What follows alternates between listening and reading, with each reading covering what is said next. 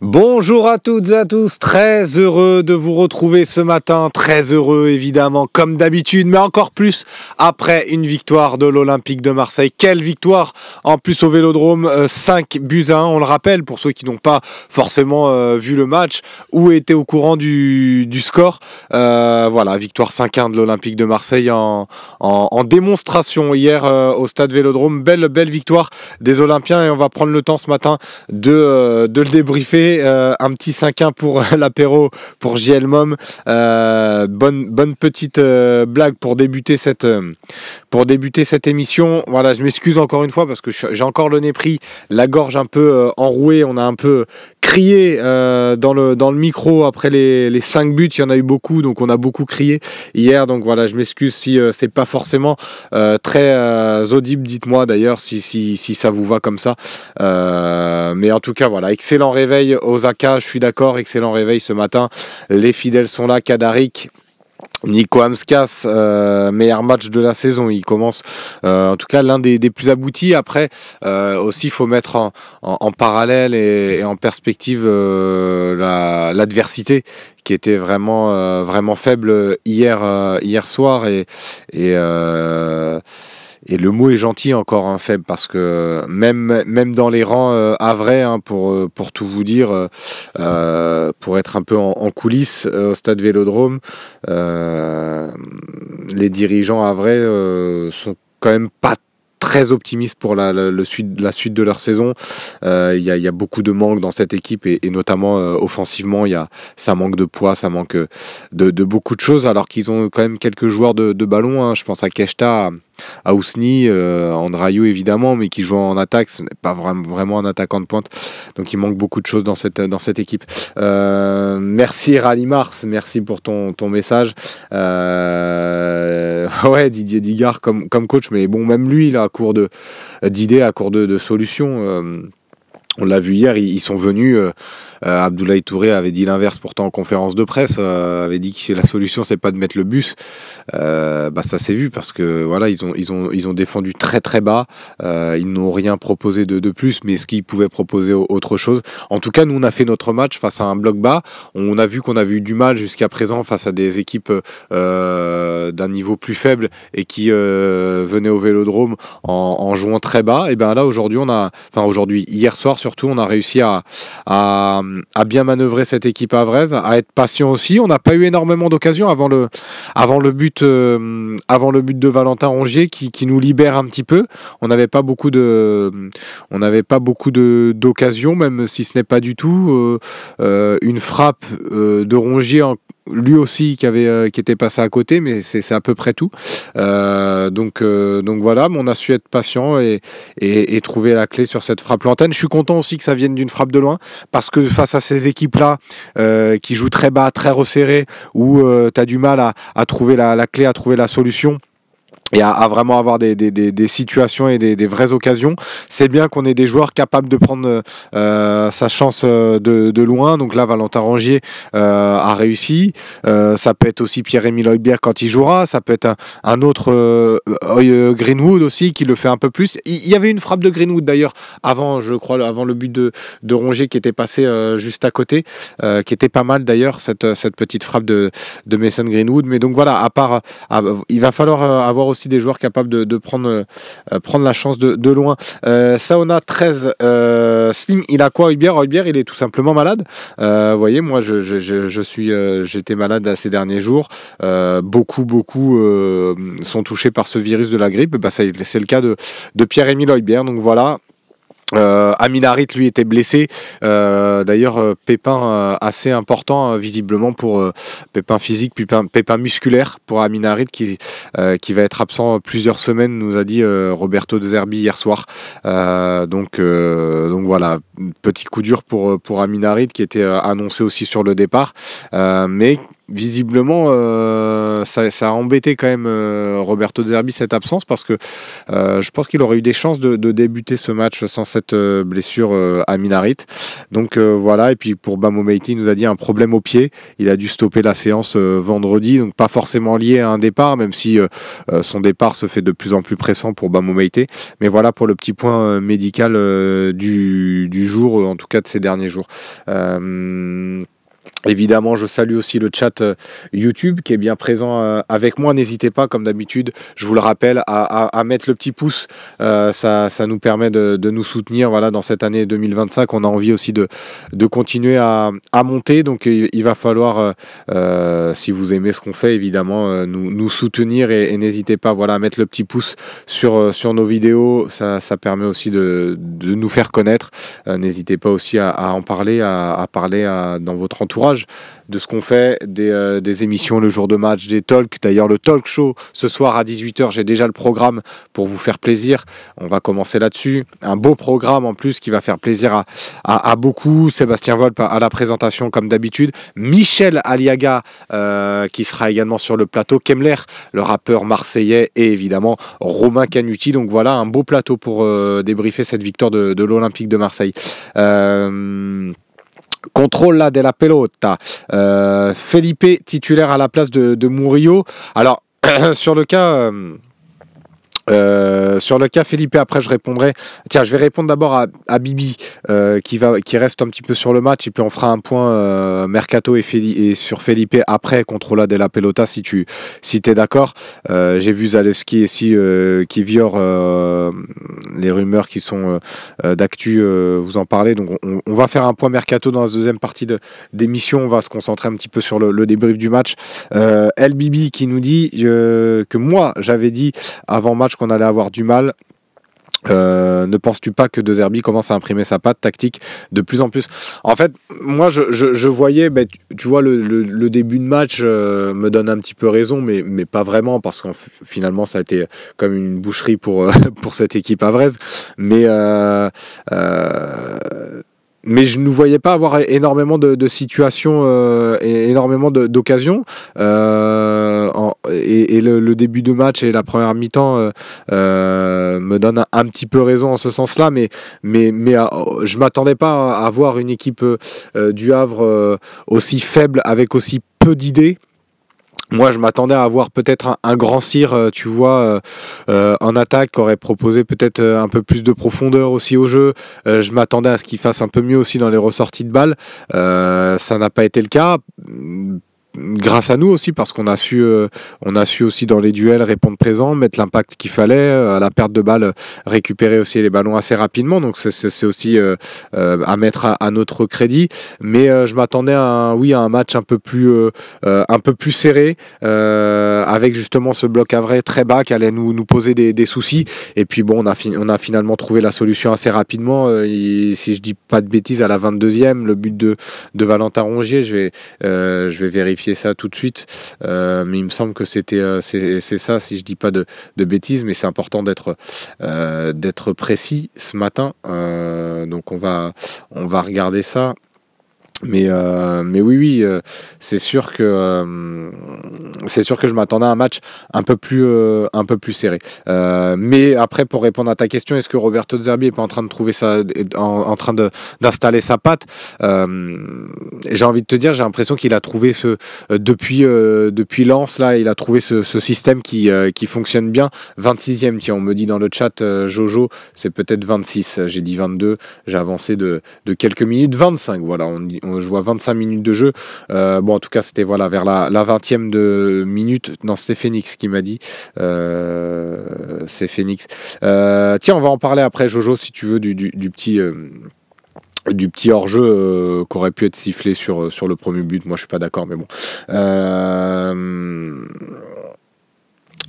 Où on en était. Non, je voulais dire, moi, depuis Lens, il a trouvé en tout cas un système. Il a su aussi se réinventer, parce que lui, il était parti dans l'idée d'installer son 4-3-3 qu'il avait aussi installé en Italie. Donc, il a su faire son autocritique. Il s'est gratté la tête pour trouver aussi des solutions. C'est un ensemble de choses, et il y a aussi le fait d'avoir un Valentin Rongier aujourd'hui au milieu de terrain.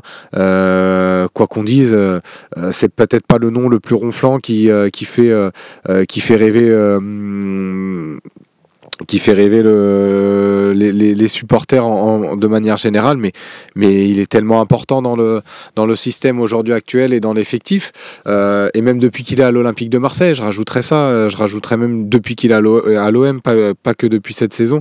Il montre son importance, même encore une fois hier, au-delà de son but, parce que son but c'est un petit peu la cerise sur le gâteau, mais il est important, il comble tout, il récupère un nombre incalculable de ballons, il est intelligent, même dans sa capacité à conserver le ballon, dans sa capacité à dicter aussi le tempo, il est important. Donc aujourd'hui, je pense il fait partie, avec le changement de système, des raisons pour lesquelles l'OM marche bien. Et puis après, tu as aussi des joueurs qui montent en puissance. Adrien Rabiot qui a un rôle aussi particulier dans cette équipe-là, qui est sur le papier fait partie de ces trois attaquants avec Greenwood et Maupay, mais qui a un rôle un petit peu d'électron libre parce qu'il vient décrocher très bas, il participe beaucoup au jeu, et d'ailleurs c'est pour ça qu'il a pas voulu mettre Rowe à sa place et le faire descendre d'un cran, parce que il estime qu'aujourd'hui Rabiot est trop important dans ce rôle-là, et que Rowe n'était pas forcément capable de faire ce que fait Rabiot. C'est pas le même profil, donc voilà. Il y a aussi cette montée en puissance de Rabiot. Il y a Maupay qui fait un travail fou devant, puis t'as derrière Balerdi là qui a fait un très bon match hier aussi. Donc voilà, c'est un ensemble de choses qui font que l'OM va mieux. On a eu raison finalement, et moi je le prenais depuis un moment, la patience, parce que ça met du temps aussi à se mettre en place. Il est très exigeant, De Zerbi. Son jeu demande aussi beaucoup une bonne intelligence tactique, une bonne compréhension tactique des choses, donc ça a mis du temps avant de se mettre en place. C'est en train de prendre tout doucement. Moi je vais pas m'enflammer non plus après une victoire contre le Havre, parce que je le dis, l'adversaire était assez faible, je trouve, mais en tout cas voilà, depuis un moment on a joué quand même. Hormis le Havre, on a joué des équipes d'un autre calibre. On a joué Monaco, on a joué Lille, et je trouve que ces matchs-là ont été plutôt positifs, même si tout n'était pas parfait dans ces matchs-là. Je trouve qu'on est dans le droit chemin, on est dans le bon chemin en tout cas, et je suis content, mais c'est sûr qu'il est en train de mettre vraiment sa patte sur l'équipe pour te répondre. J'ai fait une réponse plutôt longue à Bibi, mais voilà, c'est vrai que il est en train de mettre sa patte, ça c'est sûr. Ouais, c'est vrai que du stade, il était énorme. Rabiot, dans le sens où il était un peu partout. C'est vrai qu'il touche un nombre important de ballons. Mais voilà. Mais oui, bien sûr, Fredouane, Rongier s'est frappé. Va-t-il passer un cap? Non, mais bien sûr qu'il s'est frappé. C'est pas un problème. Je pense que voilà, c'était plus un problème de confiance. Et puis maintenant, voilà, j'espère que ça va avoir un petit déclic chez lui. Non, on va en parler de Murillo, évidemment, qui a fait un très bon match hier. Géo qui dit Murillo, arrête avec lui, il est très bon. J'ai encore rien dit sur Murillo. Son début de match, moi, en plus on le disait pendant le commentaire de match, où il avait raté quelques décentres, il était imprécis aussi dans ses transmissions. Il est monté en puissance, et puis il a été très bon, Amir Murillo. Donc aujourd'hui, voilà, cette défense marche bien. Cornelius qui s'est inséré parfaitement dans cette défense-là, même si en première période De Zerbi semblait lui reprocher parfois une certaine lenteur dans les transmissions, mais voilà, que ce soit Kondogbia ou Cornelius, moi je suis content en fait. Là où tu vois que l'équipe est en progrès, c'est que même les remplaçants, t'as beau changer l'équipe, même les remplaçants se mettent au diapason, et tu vois pas forcément une équipe plus faible ou s'affaiblir, tu vois. Là, Nadir a joué, moi je me posais des questions sur sa titularisation. Il a répondu plutôt présent. Alors il fait pas un match extraordinaire, mais il est décisif. Il a quand même été plutôt précieux à la récupération aussi dans les efforts. Il a perdu des ballons qu'il aurait pas dû. Il y a eu quelques erreurs, petites fautes techniques aussi.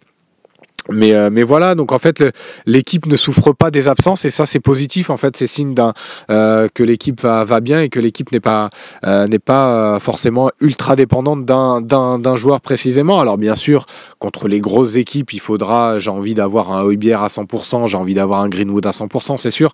Mais tu vois, ça veut dire que voilà, la tactique est comprise de tout le monde et ça c'est vraiment positif et c'est signe de bonne santé en tout cas de l'effectif à mon sens. Je sais pas vous parler de Raymond Domenech, j'ai pas vu j'ai pas vu ce qu'il a dit, mais pour tout vous dire ça m'importe peu. Raymond Domenech, bon, on va pas refaire sa carrière et son pédigré, mais aller demander à Nantes quel souvenir il a laissé, il n'a pas laissé un gros souvenir. Rallimar, j'ai bien aimé la première mi-temps de Luis Enrique. Moi, j'ai trouvé moins en vue que sur ses dernières prestations. Après, c'est un match difficile parce que Le Havre était tellement bas, était tellement regroupé que finalement, c'était assez dur de trouver la solution. C'est vrai qu'il a fait partie des joueurs qui ont un peu plus essayé sur le côté droit. Il a été plus en vue que Quentin Merlin, qui était peu trouvé par son défenseur là, Cornelius sur le côté gauche. Donc c'est vrai que Murillo avait tendance lui à plus s'appuyer sur Luis Enrique, donc il a touché un peu plus de ballons. Mais voilà, ça a été un bon match de Luis Enrique qui est aussi il fait partie du dernier but, non, du but d'Ulysse Garcia, oui c'est ça le dernier but, et le débordement de Murillo, c'est lui qui décale dans le bon tempo Murillo. Donc non, il a fait encore une fois un bon match, mais sans être transcendant non plus, mais il y a un bon match de Luis Enrique dans la continuité de ce qu'il fait. Donc c'est plutôt positif. On va pouvoir lancer les appels parce que j'ai envie de vous entendre. Je commence à perdre aussi ma voix, je le sens, et je pense que vous le sentez vous aussi. Vous le sentez vous aussi. Donc j'ai envie de vous écouter un petit peu, d'écouter votre débrief de ce match-là. Donc n'hésitez pas à venir me soutenir là, 01 87 40 11 44, 01 87 40 11 44, et puis vous tapez le petit code 277 818 676 dièse. Voilà pour les petits appels, n'hésitez pas, vraiment n'hésitez pas.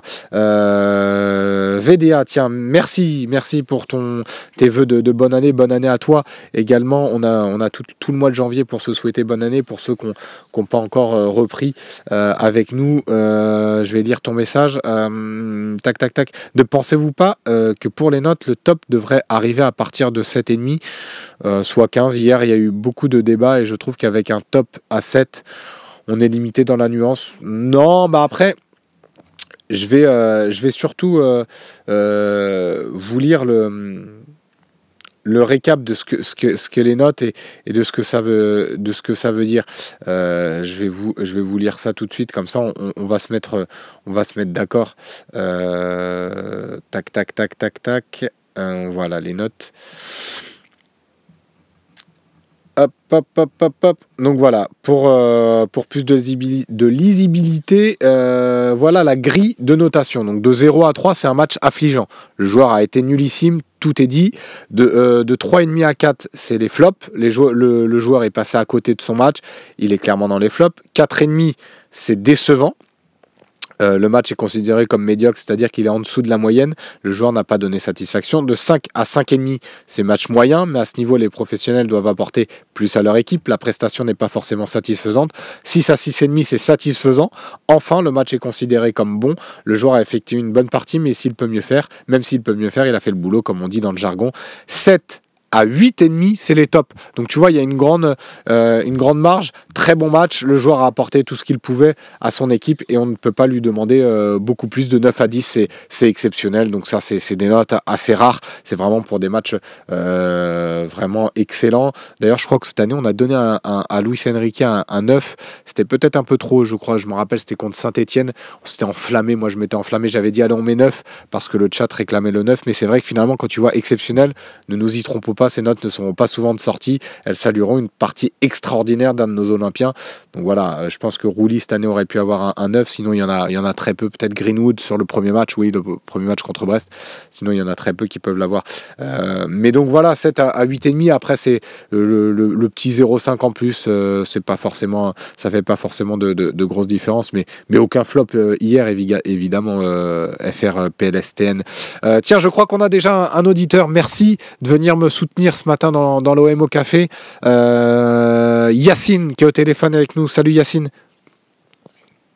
Salut Slim, comment ça va? Eh ben écoute, ça va très bien après cette belle victoire. Déjà, très bonne année. Meilleurs vœux, la santé avant tout pour toi et tous tes proches, mais vraiment meilleurs vœux pour cette année 2025 qui commence tambour battant pour l'Olympique de Marseille. Alors, pareillement, je souhaite vraiment à tous les supporters, la santé, bonheur et on espère le titre. Désolé pour l'enflammade d'entrée, mais on est obligé de regarder en haut. Moi, j'appelais vraiment pour, on est tous sur un nuage ce matin et c'était vraiment pour, j'avais 3 vraiment top à poser. Le premier, c'était Valentin Rongier. Moi, depuis l'installation du 3-4-2-1, et ce joueur-là, tu disais précédemment que pour les supporters, c'est pas le nom ronflant qu'on attend tous, mais au stade, on l'aime, mais d'une force.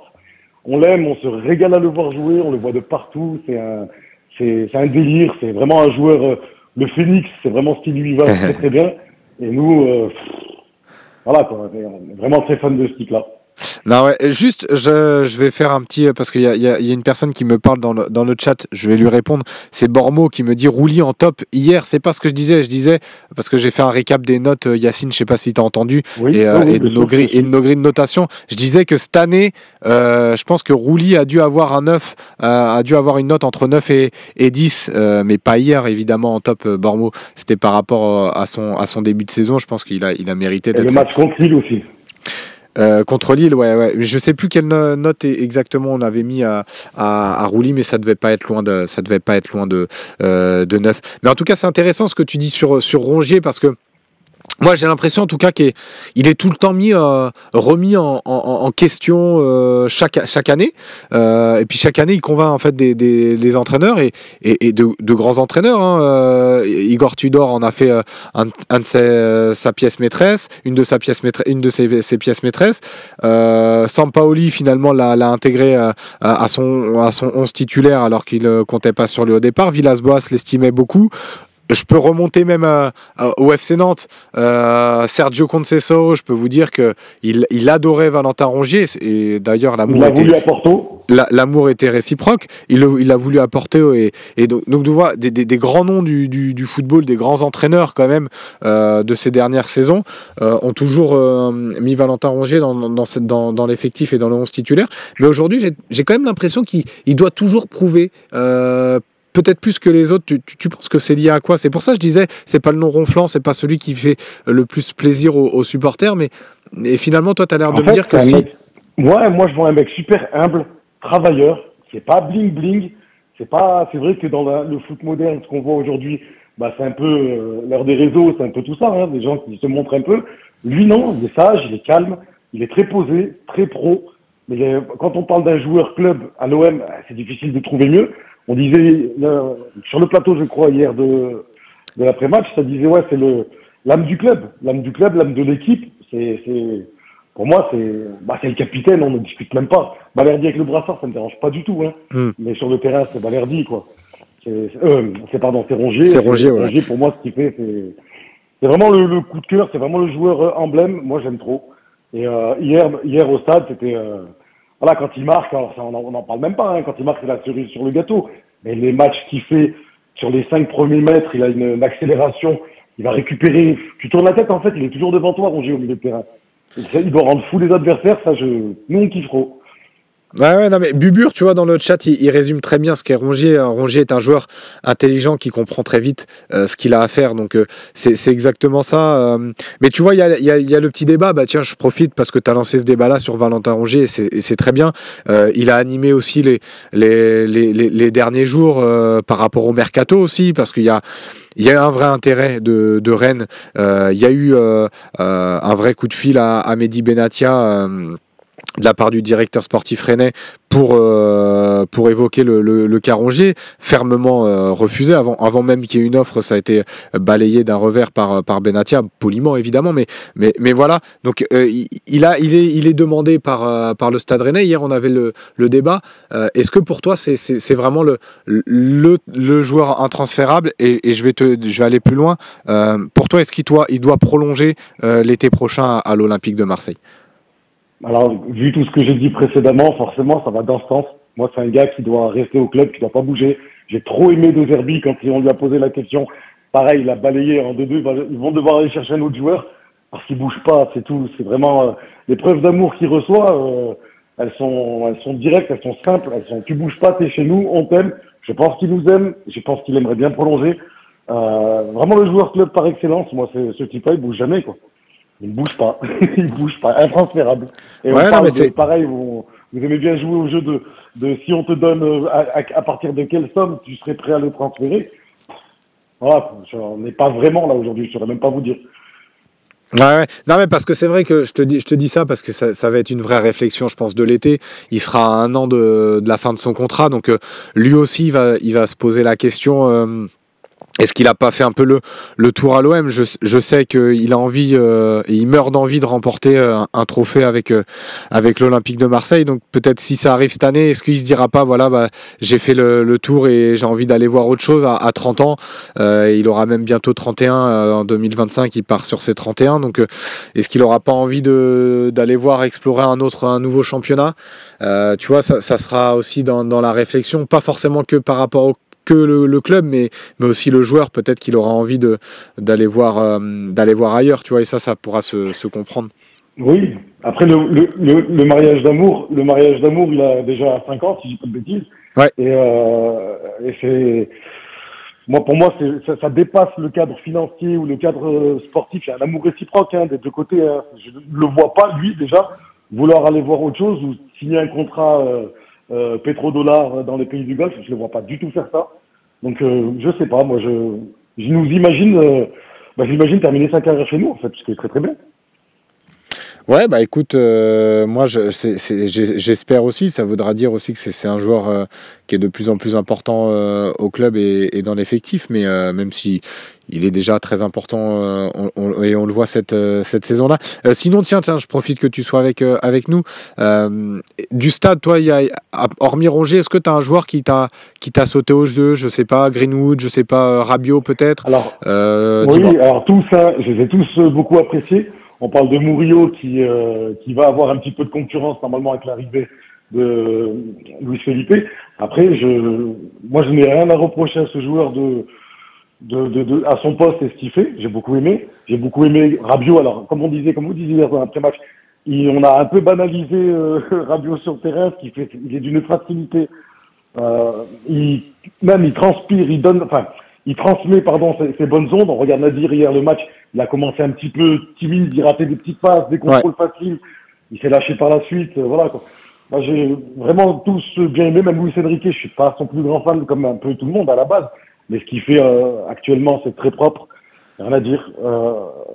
Mopé, battant de chez battant, rien à dire sur petite fléchette là, nous fait trop plaisir. Le mec il fait 1m60, il a marqué 2 buts sur 3 de la tête. On kiffe, tout simplement. Ouais, c'est vrai que devant en plus un défenseur qui faisait peut-être deux têtes de plus que lui, c'est assez étonnant qu'il ait remporté son duel, mais c'est vrai qu'il a fait un match encore un très bon match de travailleur, Neil Maupay, mais c'est même plus que ça. Il est très utile en tout cas dans le dispositif aujourd'hui de Roberto De Zerbi, et puis il a une longueur d'avance sur Wai, même si Wai rentre et il marque, tu vois quand même la différence entre les deux joueurs pour l'instant, en tout cas pour l'instant. C'est pas le même style, il est pas bien plus grand, Wai. Après peut-être un peu plus rapide, ok, mais au niveau costaud, duel, intelligence, remise, appui, Maupay, c'est pour moi dans le système De Zerbi, ça colle très très bien. Oui, mais après qui marque 15-20 buts, un avant-central OM. Mais si les autres à côté, ils marquent tous une douzaine de buts, on sera très bien content. Après, ce qu'il y a aussi, c'est que Wai, ils sont en concurrence, mais ils n'ont pas non plus le même âge, ils n'ont pas le même pédigré, ils n'ont pas la même expérience. Donc, il y a ça aussi qui joue. Donc, Wai, je pense qu'il peut encore progresser, il peut apprendre aussi de Mopé et de son expérience, de ce qu'il a vécu en première ligue. Donc, tu vois, il y a aussi cette différence-là je trouve que la différence se joue aussi là-dessus, sur l'expérience des deux joueurs. Je pense que ce sera même un style il faudra espérer un changement de mentalité aussi, peut-être. Je dis pas qu'il est pas gentil ou il est pas cool ou quoi que ce soit, mais sur le terrain, je pense, moi, je fais pas partie de la team Wai, vraiment, je n'étais pas forcément pour son arrivée. Maintenant, il est là. Bien sûr qu'on est derrière lui, bien sûr qu'on lui souhaite toute la réussite dans notre club. Mais voilà, quoi. S'il y a quelqu'un qui vient au mercato, qui pose un peu de sous, je pense qu'il faudrait pas se faire trop mal à la tête avant qu'on tombe sur à chaque fois les gros flops. Les avant-centres, on sait très bien comment ça marche, il faut que ça marche tout de suite. Sinon, c'est un peu difficile chez nous. Donc, c'est difficile, mais voilà, je pense que voilà, comme le dit Paris-Chien, je pense qu'il faut être aussi un peu patient, faire preuve de patience. Là, on a la chance d'avoir en plus un attaquant à côté qui le remplace et avec qui ça fonctionne bien. Donc, on peut être patient, on peut continuer à être patient avec Wai. On n'est pas obligé de le mettre à tous les matchs parce qu'on a personne d'autre. Là, il y a Mopé qui marche bien. Donc, voilà, le fait de le faire rentrer, qui marque aussi des buts, ça va lui permettre de gagner confiance. Mais tu vois, encore une fois, son entrée hier, hormis son but. Et son but, en plus, c'est une offrande de Greenwood, donc c'est pas non plus un but qu'il allait chercher tout seul. Je trouve que voilà, dans les remises, j'ai trouvé beaucoup d'imprécisions. Donc il y a un autre homme aussi que moi j'ai pas aimé son entrée en jeu, c'est Ismaël Koné, mais j'ai pas envie de tomber. Moi, j'aime pas tomber sur les joueurs, mais il faut quand même faire preuve d'honnêteté comme on analyse les matchs et quand on analyse les matchs. Je trouve son entrée est pas bonne et lui, s'il veut espérer faire réfléchir Roberto De Zerbi pour ses prochaines compositions d'équipe, c'est pas en entrant comme ça. Il y a eu trop d'erreurs lui aussi techniques, trop d'imprécisions, peut-être même un manque un peu de parfois d'envie. Alors on lui dit que c'est une nonchalance un peu naturelle, mais parfois il faut forcer un petit peu son caractère, je pense. Donc pas une bonne entrée hier d'Ismaël Koné. C'est un petit peu différent, je trouve. Sans dire que j'ai aimé Hérault, parce qu'on me pose la question là dans le chat, et toi tu me donneras ton avis, Yacine, justement, mais sans dire que j'ai aimé Hérault, j'ai trouvé, en tout cas, il a essayé un peu plus que Wai ou Koné, mais son entrée non plus reste très très moyenne en tout cas. Je pense que Hérault, j'ai peur qu'on le perde en fait au niveau de la confiance, parce que je pense que dans les premiers changements, le score il était acquis. Il fallait peut-être le faire rentrer lui le premier. La place a été Koné à la mi-temps, à la place de Nadir, qui a fait le carton. C'est peut-être vite fait la seule petite virgule qu'on devrait reprocher, entre guillemets. C'est vraiment des gros guillemets à De Zerbi. Parce que pareil, je suis un fan total de ce qu'il fait. On aurait bien voulu voir Rowe, alors que ça soit pas d'entrée. Ok, on comprend parce qu'il veut asseoir le 3-4-2-1, que pareil, qui est un super système. Mais c'est vrai qu'avec un score acquis, nous, on l'aurait bien vu. Pareil, c'est le gâté, c'est le chouchou au stade, on l'aime trop. À chaque fois qu'il rentre, il fait lever le stade, quoi. On l'aime, on a envie de le voir un peu plus. Ouais. On n'est pas aux entraînements, on fait confiance à De Zerbi totalement, mais vraiment, yeux fermés. On donne la confiance au Wildcard, pas de problème. Excuse-moi, je te coupe, vas-y, finis si tu veux.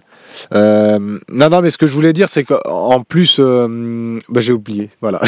J'ai oublié ce que je voulais. J'ai oublié. Non, voilà, c'était juste le deuxième top que je voulais faire, c'était pour De Zerbi, parce qu'on se rend pas compte, pareil, là, j'ai vu la stat passer, sur les 177 dernières rencontres, il y en a 16 où on n'avait jamais marqué plus de 5 buts. La stat, elle est impressionnante. Ouais. Le jeu, c'est du Sampaoli amélioré. Parce que c'est un peu c'est du tiki-taka, on fait tourner, c'est un peu du hand sur les blocs bas. On pourrait se rendre compte, mais il y a une puissance, il y a quelque chose, il y a une intelligence. La patte de Zerbi est vraiment, vraiment en train d'être imprégnée sur cette équipe. Et nous, on est, pareil, on a confiance totale, même le style du mec, quand il parle en conférence, on sent vraiment un peu le fada comme nous, on sent un petit peu l'amoureux du foot. Le mec, il est venu pour le Vélodrome. Le Vélodrome lui rend bien, je pense, parce qu'hier, c'était une ambiance phénoménale. C'était mon dernier petit top pour pas trop prendre l'antenne. Le top, c'était vraiment une super ambiance hier au stade. Alors, Ayou, c'est pareil. On l'a applaudi, on s'est levé dès qu'il a marqué, on a tous applaudi. On a vraiment aimé le passage du joueur. Qu'il ait eu des mauvais choix de carrière par la suite, moi, je ne vais pas juger la fin de l'époque Margarita Louis Dreyfus parce que c'était une pagaille totale avec la Brune et compagnie. On connaît le pédigré. Donc, on ne lui en veut pas et on est très content de son retour. Et, comme il nous a bien rendu, je pense qu'on a fait une belle ovation hier dès l'échauffement. Ouais, c'est clair. C'était un beau moment. C'est vrai que un beau moment plein d'émotions. Et je peux vous dire que oui, dans la tribune, même la tribune où j'étais, tribune presse, ça a applaudi. Donc c'est assez rare aussi pour être souligné parce que. Tiens, il y a Jepa Touchev dans le chat qui te remercie, Yacine, d'avoir abordé ce sujet-là parce qu'il voulait en parler. Et c'est vrai que et Osaka qui dit bizarre à dire, mais content d'avoir vu Ayou marquer chez lui. Moi, c'est vrai qu'il m'a laissé un très beau souvenir à l'OM. C'était un joueur que j'ai vraiment apprécié. Nous, on a dit que c'était 6-0. Hein. On a dit c'est un Marseillais qui a marqué. Ouais, c'est un peu ça. 6-0, on est content. Hein. C'est clair, c'est un peu ça. C'est un peu ça. Mais bon, après, faut reconnaître que s'il avait marqué le but du 1-1, ça aurait pas applaudi et ça aurait pas scandé son nom comme ça. Ça, c'est certain. Mais en tout cas, c'était un beau moment pour lui, même pour les supporters. Je trouve que c'était une belle communion. C'est tellement rare qu'on applaudisse un adversaire que c'était pas un adversaire, hein, c'est un membre de la famille pour nous. Mais voilà, il y a eu des retours de Drogba c'est vrai qu'on a applaudi, mais là c'était vraiment c'est tellement rare que voilà, fallait le souligner. Et puis merci à lui, à toute sa famille, que ça soit de son père ou de son frère qui est toujours en Angleterre, qui fait une super carrière. Merci à la famille Ayou. Ouais, c'est vrai. Après, Jordan a moins fait l'unanimité à l'OM, mais par contre, il a fait une belle carrière pour le coup en première ligue. Oui. Et il continue de marquer en plus avec Leicester là cette année. Donc, il a fait sa petite carrière en Angleterre sans être à l'OM un joueur qui aura marqué de son empreinte le club, mais voilà, mais c'est sûr qu'on on le voit formé au club, titulaire en première ligue, ça y est, on est content. Quoi. Mais c'est vrai que en tout cas, pour eux, c'est magnifique, quoi. Tu te dis, c'était deux frères qui supportaient l'OM, ils ont joué au Vélodrome, en même temps, ils ont gagné des matchs ensemble, ils ont marqué en même temps dans des matchs. Enfin, tu te dis, c'est quand même, pour eux, ça a dû être un kiff. Ça a dû être un kiff, quoi. En tout cas, merci beaucoup Yacine d'être venu ce matin dans l'OM au Café. C'était un plaisir d'échanger avec toi. Merci pour tous ces beaux débats. Et puis, passe une très belle semaine. Et puis, on se revoit samedi, note bien, parce que c'est à 21h contre Rennes, samedi au Roazhon Park, pour la suite de la saison de l'Olympique de Marseille, cette 17e journée. Merci Yacine.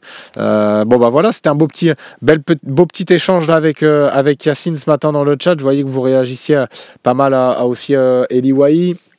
On m'a posé la question aussi sur Luis Felipe, tiens, ce que j'en pensais, j'ai perdu le nom. Écoutez, moi, je trouve que c'est ouais, c'est vrai que c'était un peu Yacine et Slim au café, mais c'était sympa là. J'ai bien aimé là, ce petit échange, donc c'était cool. Autant des fois quand ça se passe bien, autant garder les auditeurs longtemps, mais ça se passe souvent bien et même tout le temps bien d'ailleurs, j'ai envie de dire.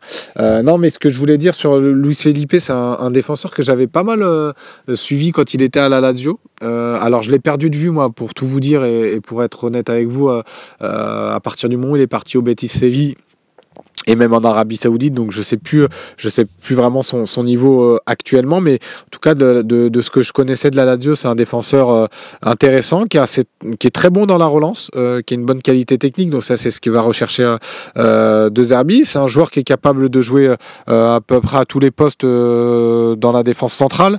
Il peut jouer à gauche, mais moi je le vois plus arriver pour jouer à droite, honnêtement, donc ce sera pour concurrencer Murillo, et Murillo, ça permettra aussi d'avoir un Murillo pour concurrencer aussi en rôle de piston Luis Enrique, donc ça c'est positif, ça a amené un petit peu de concurrence. Il n'est pas prêt à jouer tout de suite parce qu'il a joué qu'un match depuis août et c'était 20 minutes, il était sorti sur blessure, donc là il va falloir aussi qu'il se refasse un petit peu une santé, qu'il se retape physiquement, donc je pense qu'on le verra pas avant fin janvier, début février honnêtement, Luis Felipe, mais c'est un coup parce qu'il arrive libre, ça c'était un vrai coup, il valait un peu plus de 20 millions d'euros il y a quelques années, donc c'est pas rien, donc il fallait tenter ce coup-là, ils ils l'ont flairé et ils ont réussi à le faire. C'est plutôt positif. Après, sur le profil, comme j'ai dit, c'est un joueur qui a une bonne capacité de relance, qui est fort dans les duels. Après, moi, là où j'ai mis des réserves, c'est un petit peu comme, vous voyez, Cornelius, ces grands gabarits-là. Alors, il a du mal un petit peu, je trouve. En tout cas, j'ai toujours trouvé du mal dans la gestion de la profondeur et dans les 1 contre 1. Et là, ça va peut-être poser problème aussi à un moment donné parce que l'OM, on sait qu'on a beaucoup de ballons, donc on s'expose aussi beaucoup aux contre-attaques et souvent nos défenseurs se retrouvent en 1 contre 1, donc là ça va demander à nos défenseurs d'être très bons dans ces registres-là. Luis Felipe, j'ai un petit peu de réserve sur ce côté-là, en tout cas de ce que je connaissais de lui en 1 contre 1. Non, c'est pas un mauvais défenseur, mais tu vois, comme Cornelius, il est très bon, dur sur l'homme, il a une bonne lecture du jeu, mais après, tu vois, dans l'un contre un de ce que j'ai connu de lui, j'ai mis un petit peu de réserve dans cette gestion-là de la profondeur. Après, on verra sur le terrain, mais il faudra attendre de toute façon, je pense, fin janvier pour le voir sur le terrain. Oui, dans la dégaine, il y a une petite ressemblance avec Saliba. Après, c'est un autre niveau quand même. Tiens, je crois qu'on a Jean-Antoine qui est au téléphone avec nous. Jean-Antoine, est-ce que tu m'entends? Oui, très bien. Salut Jean-Antoine, comment ça va ce matin? Écoute, un vrai plaisir de t'avoir et puis bonne année, bonne santé, meilleurs vœux à toi et tous tes proches. Oui, bonne année à vous aussi, à toute la team OM et à tout le plateau du Fossé. Merci, c'est gentil. Dis-moi, tu voulais réagir sur quoi ce matin, toi Jean-Antoine, tu voulais mener quel débat ce matin dans l'OM au café? Alors moi, ça va être un peu farfelu, mais en fait, je me demande de plus en plus si Mombagna, dans ce système de jeu, ne serait pas tout simplement parfait dans le système de 2 RB, un peu de haut jeu, en pivot, et je me dis que un joueur costaud comme ça, ben ça peut valoir la peine, quoi. Qu'est-ce que tu en penses? Non, mais après, c'est d'ailleurs pour ça que Roberto De Zerbi voulait le garder cet été. Parce que c'est un joueur. Ouais. Parce que c'est un joueur qui a ce profil-là, qui est capable de jouer de haut but. Alors après, il lui reprochait quand même sa qualité technique, donc ça demande aussi à ce joueur-là de progresser dans cet aspect-là du jeu, je trouve en tout cas. Mais dans le profil, c'est un profil intéressant. Aujourd'hui, pour être honnête, je pense pas qu'on le reverra de sitôt Faris Moumbagna. Donc, en tout cas pour cette saison, je pense que ça va être un peu mort. Alors il fera peut-être quelques minutes en fin de saison, mais en tout cas pour le voir s'installer dans cette attaque-là. Mais en tout cas dans le profil, c'est clair que c'est ce type de profil-là que De Zerbi va rechercher et que Mopé finalement commence à bien faire. Je sais pas ce que t'en penses toi, Jean-Antoine.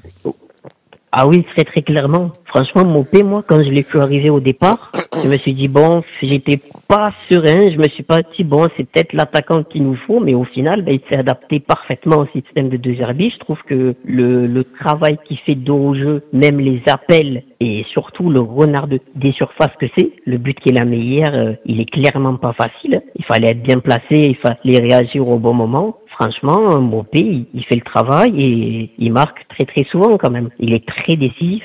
Oui, très décisif parce que même au-delà des buts, il a été passeur décisif. Je me rappelle à Lens notamment, il fait 2 passes décisives. Donc il a ce rôle important. Pour l'instant, de toute façon, il a pris les devants, il a pris le dessus sur Eli Wahi, puisqu'on comparait tout à l'heure un petit peu et on parlait d'Eli Wahi. Il a pris le dessus sur Eli Wahi. Et même, je sais pas si son but hier, si tu te rappelles de son but contre Nice, il m'a rappelé un peu ce but-là. Tu vois, un but de filou, il saute pas vraiment, mais il prend le dessus sur tout le monde et il la place très bien. Je sais pas si tu te souviens le but qu'il a marqué contre Nice cette saison déjà, Jean-Antoine.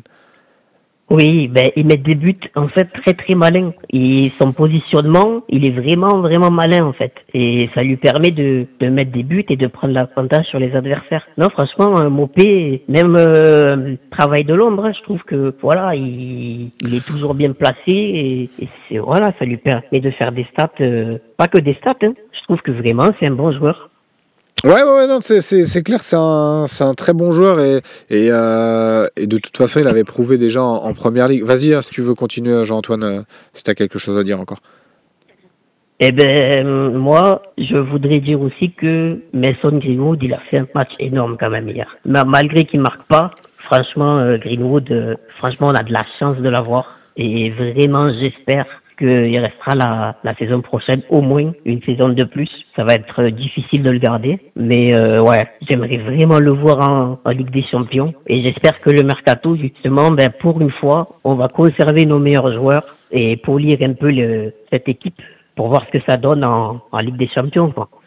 Ouais, non, mais c'est vrai que son match est peut-être pas jugé à sa juste valeur hier. Ah bah quoi que si, sur le Fossin, il a quand même eu 7,5, donc il fait partie des gros tops de ce match-là.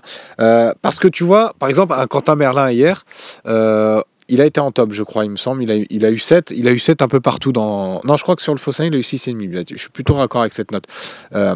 Sur l'équipe ou la Provence, il a eu 7. Parce qu'ils ont dit qu'il avait fait 2 passes décisives.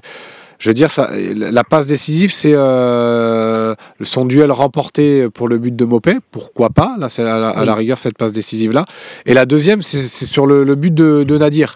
Bon, Nadir fait un exploit après individuel. Pour moi, bon, dans les stats, c'est passes décisives, ok. Mais Greenwood, alors il fait une très belle passe pour Eli Wahi, mais la louche qu'il fait pour Neil Maupay en seconde période, ça, incroyable. C'est incroyable. Pour moi, ça, c'est une passe décisive. Enfin, elle n'est pas décisive parce que l'attaquant la met pas au fond, mais ça mérite d'être plus mis en avant que la passe de Merlin, tu vois. Ah oui, je suis complètement d'accord avec toi. Franchement, pour moi, Greenwood fait un meilleur match que Nadir et que Merlin. Ça, c'est clair et net. Ouais, non, mais c'est sûr. Et Dieu sait qu'en plus, moi, j'ai tendance à être un peu très exigeant avec Mason Greenwood parce que je sais que c'est un joueur hors du commun. C'est un joueur différent des autres. C'est un joueur qu'on a rarement eu à l'OM. Oui. Sans lui, peut-être que, on dit sans Rouli des fois, mais sans peut-être Greenwood aussi, il y a des matchs qu'aurait moins bien tourné même cette saison. Donc, je suis très content de l'avoir. Mais je sens que, tu vois, il a besoin de passer encore un cap. Je pense qu'il peut aller plus haut et il faudrait pas qu'il se repose sur ses lauriers, tu vois, et c'est ce que fait De Zerbi d'ailleurs. Il n'arrête pas pendant les entraînements à l'accompagner, à lui parler, et je pense qu'il peut passer encore, franchir un cap à l'OM, et c'est pour ça des fois je suis très exigeant avec lui parce que je sais qu'il peut en faire beaucoup plus, tu vois. Je suis d'accord. Je trouve aussi que parfois il peut peut-être en faire plus. Peut-être qu'il peut emballer un match presque à lui tout seul, j'ai envie de dire, mais il va pas forcément forcer. En fait, j'ai l'impression qu'il force pas. Il joue, il fait un peu, on va dire le minimum, mais ça suffit en fait. C'est ça le truc. Ouais, non, mais c'est exactement ça, mais on est plutôt raccord en tout cas sur son match hier et vu du stade. Je sais pas si tu étais au stade, toi, Jean-Antoine. Non, malheureusement, je n'ai pas pu être. T'as pas pu être, mais en tout cas, vu du stade, c'était assez impressionnant aussi l'importance qu'il peut avoir dans le jeu offensif de l'OM et même quand on trouve pas la clé, on va donner le ballon à Mason Greenwood et on attend presque des fois un exploit un peu de sa part. C'est ça. Mais en tout cas, écoute, merci Jean-Antoine d'être venu ce matin dans l'OM au Café. Tu voulais peut-être rajouter quelque chose? Non, pas forcément. Écoute, on va attendre le match de Rennes avec impatience. On va passer une très très bonne semaine avec ce match exceptionnel où c'était une soirée parfaite. Hein. Les entrants, les titulaires, franchement, Roger qui a été beaucoup critiqué, notamment sur le fait qu'il soit pas décisif. Il met un super but et il fait un super match. Voilà, franchement, Roger, j'ai toujours défendu. Je le kiffe ce joueur. Et voilà. On va attendre samedi avec impatience le retrouvaille avec Sampaoli en espérant qu'on va gagner ce match aussi. Voilà. Ouais, on va retrouver quelques anciens de la maison, Sampaoli, Steve Mandanda, peut-être Brice Samba si la situation se décante, même si Lens a mis un petit peu son haut là sur le transfert là visiblement, mais peut-être que ça pourra se décanter cette semaine, donc ça peut être marrant aussi de retrouver quelques anciens Olympiens et puis on espère évidemment remporter ce match contre Rennes. Ça sera important aussi de continuer sur cette bonne série et cette belle série d'invincibilité et surtout de continuer sur cette victoire-là après la victoire là hier contre Le Havre. Merci beaucoup Jean-Antoine encore une fois. Je te souhaite une très belle année et puis à bientôt. N'hésite pas à revenir dans l'OM au Café. C'est un plaisir d'échanger avec vous tous. Tiens, je vois que dans le chat vous me parlez d'Evan Guessant. Tiens, on va terminer là-dessus parce que je commence vraiment à plus avoir de voix. Je suis désolé, je vais devoir couper court à l'émission. ça va finir par plus être audible et agréable pour vous aussi. Guessant, c'est un joueur, écoutez, c'est un joueur que j'ai toujours, c'est facile à dire parce qu'aujourd'hui il brille plutôt à l'OGC Nice, et je vais pas m'enflammer à vous dire que c'est un attaquant exceptionnel non plus, mais c'est un joueur que j'ai toujours trouvé intéressant dans le sens où il manquait beaucoup de réalisme à chaque fois, ou en tout cas il n'était pas toujours titulaire dans ses équipes, mais à chaque fois qu'il rentrait, il avait cette faculté à se procurer une ou deux situations dangereuses, à se mettre dans des situations intéressante dans la surface de réparation. J'ai toujours trouvé intéressant ce joueur-là. Il m'a toujours intrigué. Il était passé à Nantes d'ailleurs il y a quelques saisons quand j'étais pas encore au Phocéen, et je l'avais vu. À chaque fois, je trouvais intéressant, mais il lui manquait peut-être des fois un peu d'envie. Comme quoi, des fois, le déclic il peut arriver. Tu vois, Evan Guessant, tu sentais qu'il avait de la qualité, que ça pouvait être un bon attaquant, mais il lui manquait parfois un peu de constance. Il n'était pas toujours concerné sur les matchs. Donc voilà. Mais aujourd'hui, il est en train, j'ai l'impression, de passer un cap à l'OGC Nice. Ça devient un attaquant très intéressant, et ça devient peut-être un attaquant qui peut être aussi intéressant pour un club comme l'OM. Je vois que vous en parlez dans le chat. Je trouve que Guessant, tu vois, on parlait de profil. Alors lui, pour le coup, c'est un attaquant qui est capable aussi bien de prendre la profondeur, mais que de participer au jeu, de garder les ballons de haut jeu.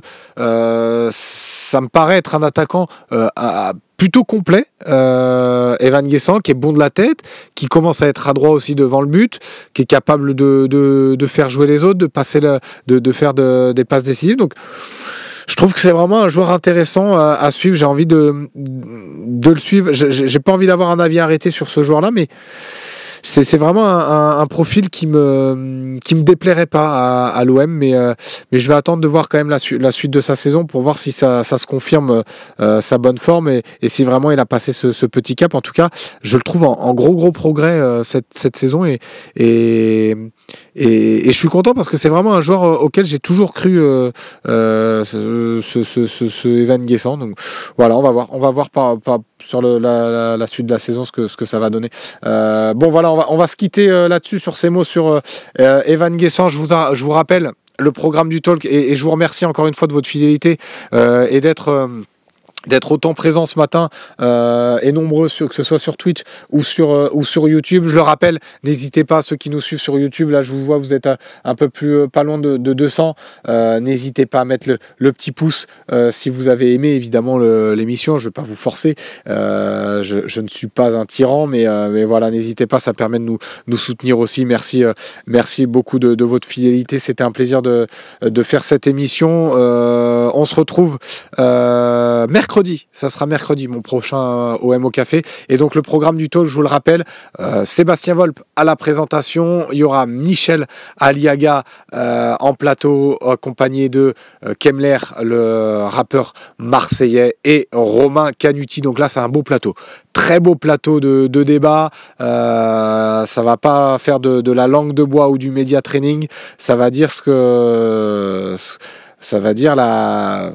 ça va dire des choses. Voilà, on va terminer là-dessus. Je sais qu'il n'y aura pas de langue de bois ce soir, donc ça va faire plaisir. Plateau de stars pour Sauna 13. Voilà, on va se quitter là-dessus. Je vous souhaite à tous une très belle journée.